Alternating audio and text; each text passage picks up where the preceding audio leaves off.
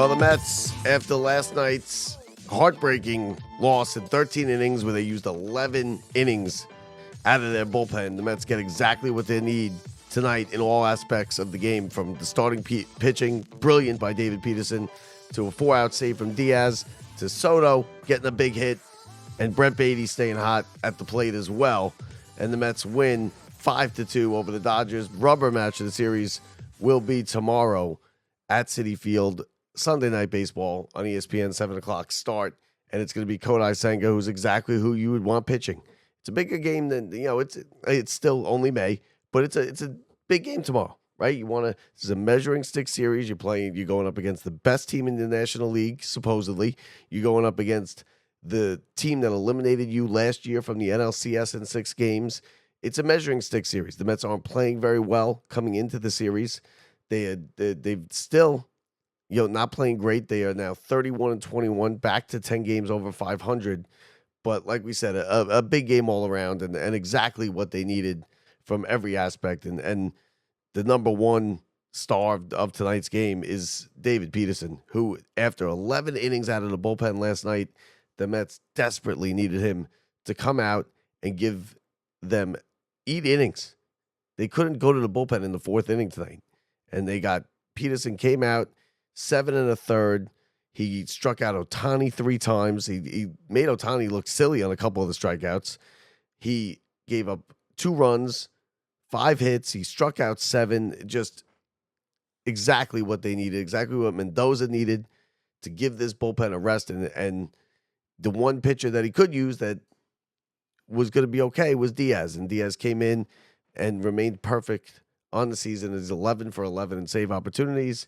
He strikes out 3 in a 4-out save, and the Mets get a big win, 5-2 over the Dodgers. Now, as far as Soto goes, coming into this series, listen, what I'm going to say about Soto is you could start to now worry a little bit, right? Now, tonight, put tonight aside. He did get the big hit with the 2 outs, bases loaded. He drove one to the gap in right center, which looks good. He's hitting the other way. But he has shown this before. He needs to string together, 3 good games. And he hasn't been able to do that. He'll have the 2 home run game, and then he'll just go right back into the slump.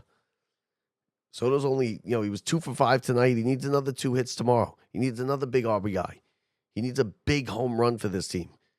Something to get the people off of his back, because it wasn't that big of a deal that Soto wasn't hitting until the Mets stopped winning.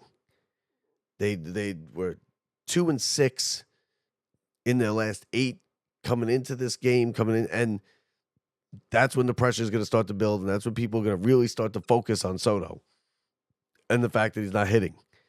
Alonso carried this team for a long time, and then Alonso started to slump, and I'm not even saying be worried about the Mets with their recent not playing well. This is just, part of a baseball season. I think Steve Cohen was exactly right a week ago when he tweeted out that welcome to the ups and downs of a Major League Baseball season.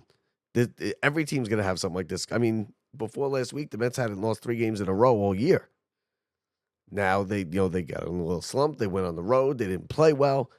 And now the focus, and it solely gets put on the shoulders of Soto. And this is where you're really going to see him take the brunt of the blame when the team starts losing.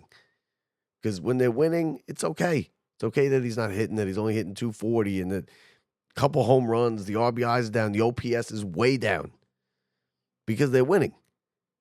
They hit a little bump in the road here, and all of a sudden, laser focus on Soto. And I would start to be a little worried because you're approaching now you're at Memorial Day, you're approaching the summer, you're also approaching a point in the season where he's not going to have the numbers that you thought he would have. He's not going to have a big year. Now you're at Memorial Day. You're almost a third of the way through. He's about 200 at-bats in, and he's hitting 241. He's got 8 home runs, 23 RBIs, and his OPS is 793. That's not what the Mets are paying for. It's not terrible. It's certainly not terrible. It's above average, probably. but it's not what you're paying for. And people are now throwing out the $700 million, and we wasted our money. And he wants to be a Yankee, which, listen, you put that aside. I'm not buying the fact that he's not happy here, that he regrets signing the contract, that he wishes he was back on the Yankees. That I'm not buying that until I hear that out of Soto's mouth, which you won't. I'm not buying into the fact that he's unhappy here. I think it's pressure. He's on the biggest contract in professional sports history. There's a lot that comes with that. And he did it in New York. Now we know he can perform in New York because we saw it last year. So that's why people are like, because they need something else to grasp onto. And it's not that he can't play in New York, because we know he can, because we saw it last year. But it's more of the fact that, he can play in New York. He played on the Yankees, right? He was great on the Yankees. Maybe he's just not happy here. I'm not buying it. I think there's more pressure this year on him this year than there was last year. He's now got the weight of a $700 million contract, the largest contract in professional sports history.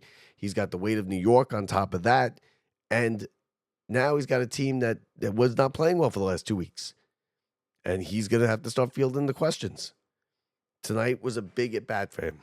That was a big at-bat. To come up with 2 outs, bases loaded, in a 2-2 game, and put the ball off the wall in right center field, that is a big, big hit for Soto. But like I said, he's done this before. He's had the 2 home run games, and then he just kind of dips back into the slump in the days after it. We need another 2 hits out of him tomorrow. They need a walk-off home run in a big spot. Something like that to get him going. He didn't forget how to play. He's not any less of a player now than he was before he signed the contract or when he played last year on the Yankees. He's still the same player, same talent, same great player. And I think in the short term, you could be worried. For this year, you could be a little worried. He's not going to have a great year. Now, if the Mets make the postseason and he explodes and has, just a wild, great postseason, gets big hits, it will all be forgotten. But if for some reason they don't make the postseason, or the Mets don't have a postseason run, and Soto has a so-so year, he's going to hear it. But as far as the contract, the length, and the 15-year contract, that's a long time, people. He's going to be okay. He's still a great player. I just think the pressure's getting to him a bit, and it's not the first time it's happened to somebody. Big contract, New York City. The pressure's on you. They all think they can handle it. Oh, it's going to be nothing. And you know what? More often than not, they come in here and they struggle a bit in the beginning. He'll get the hang of it. He'll be okay. And he's going to get big hits for this team this year. Just, he's not hitting 180. He's hitting 240. The power's down. The RBIs are a bit down. He's still on pace for about 75 RBIs. But when you say that, okay, that's an okay RBI total. But people are going to then throw, well, that's not worth $50 million. And they're right, it's not. But what is? He can't justify this contract this year. The Mets could win a championship this year. He's not going to justify the contract this year. A contract like that is multiple championships to justify it. And that's it. But he did get the big hit tonight. He got 2 RBIs, a 2 RBI, 2-out hit. Something the Mets haven't been doing is hitting with 2 outs and runners in scoring position. He got the hit tonight, drove in 2, and it was the winning runs. Of course, the third runner, I think it was Marte. Marte got thrown out at the plate on that play. So, but the story tonight was clearly David Peterson and his dominance of Ohtani. 3 strikeouts made Ohtani look bad in some of the strikeouts. And it was a perfect performance just when the Mets needed it the most. This is a big series. Dodgers now improved to 32-20. They're not, they, after a wildly good start for the Dodgers where they won 8 in a row, then it looked like they weren't going to lose. Remember, they swept the Cubs in overseas. Then they swept the Braves, and they were just blowing through everybody. They've kind of been okay. They've been an average team since then. They're still 12 games over 500, 32-20. The Mets can match them if they win tomorrow. And tomorrow you got Senga going. Tomorrow's a big game. You want to win this series. The Mets have lost a couple series in a row. That, like I said, it's not anything to worry about. It's a 10 or 15. It's like a 15-game stretch where they're not playing great. Happens every year. Happens to every team every year. You want to get it over with in May. And they're okay. They're going to be okay. Alonso, 2 hits tonight. Both kind of, fisted over the infield. Nothing, where he roped anything or made great contact. But that's what you need sometimes to get you out of the slump. And maybe this will get him going. I don't think the drop in the batting order of Soto and Alonso from 2 to 3 to 3 and 4 it really makes a big difference. I really don't think it matters either way.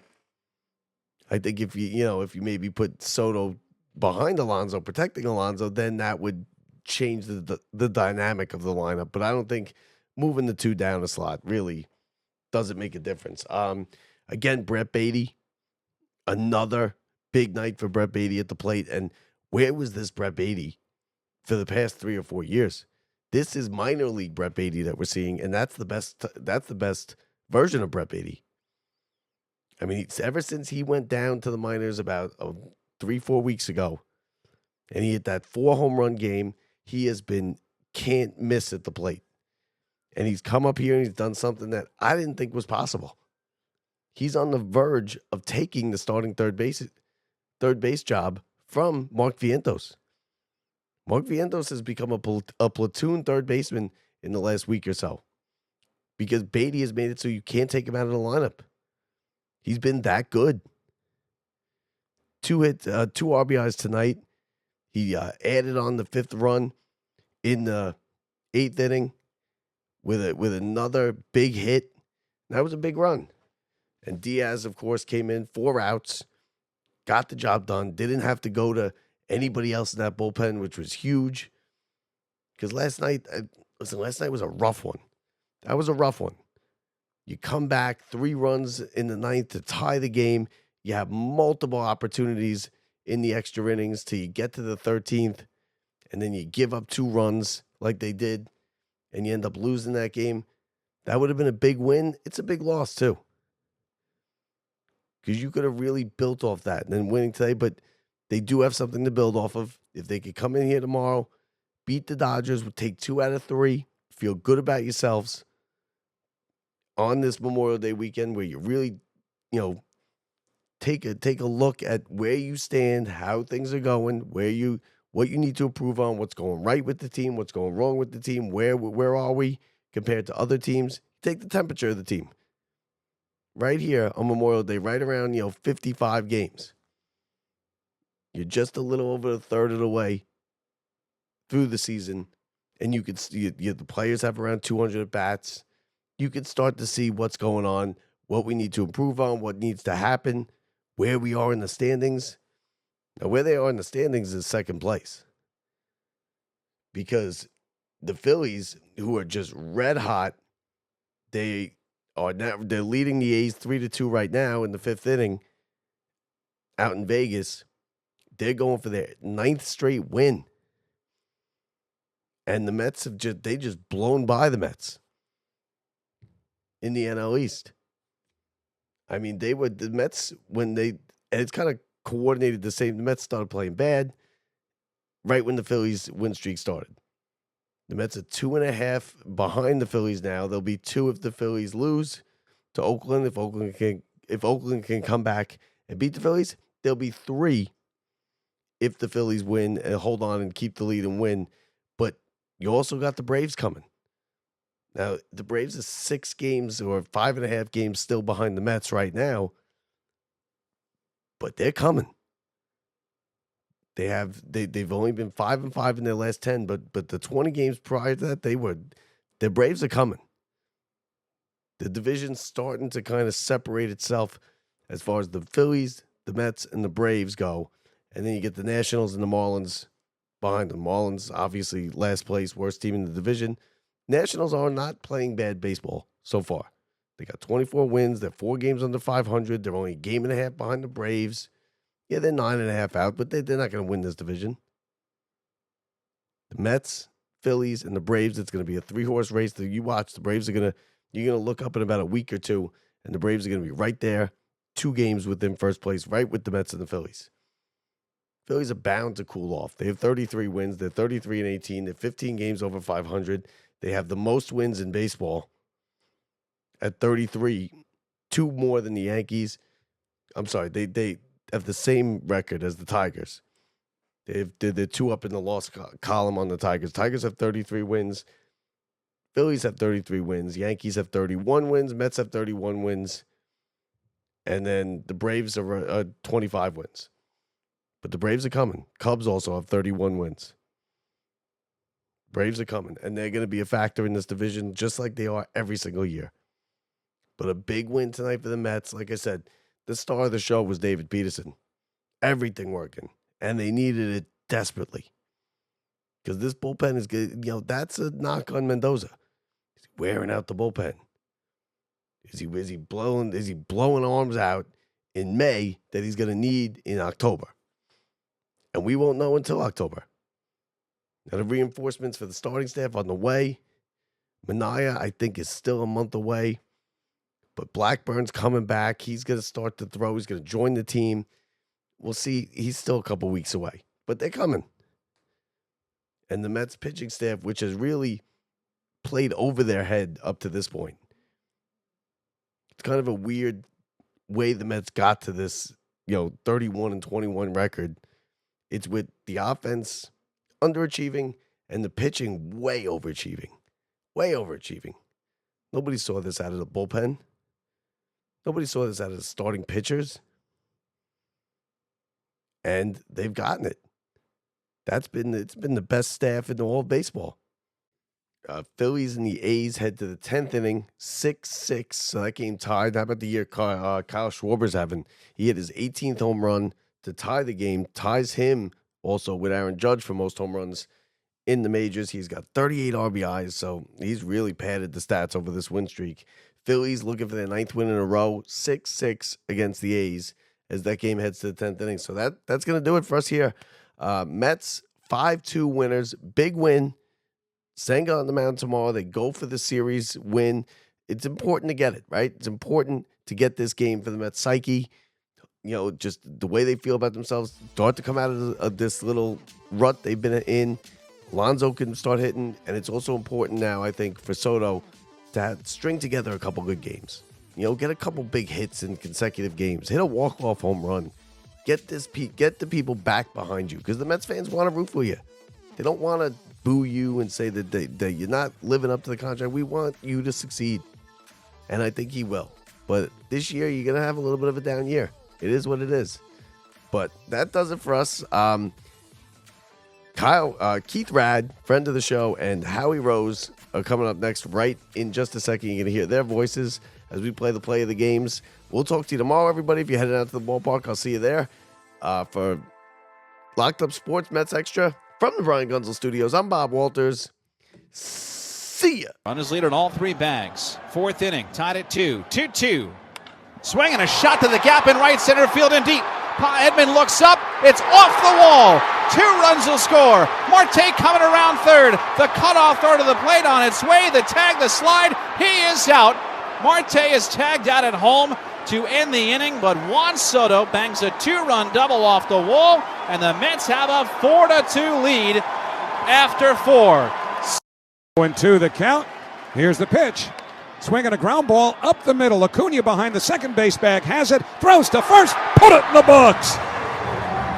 Brilliant starting pitching from David Peterson. Perfect relief pitching by Edwin Diaz. A big night at the plate for Brett Baty and for Juan Soto. Adds up to a win for the Mets as they even up this 3-game series at a win apiece.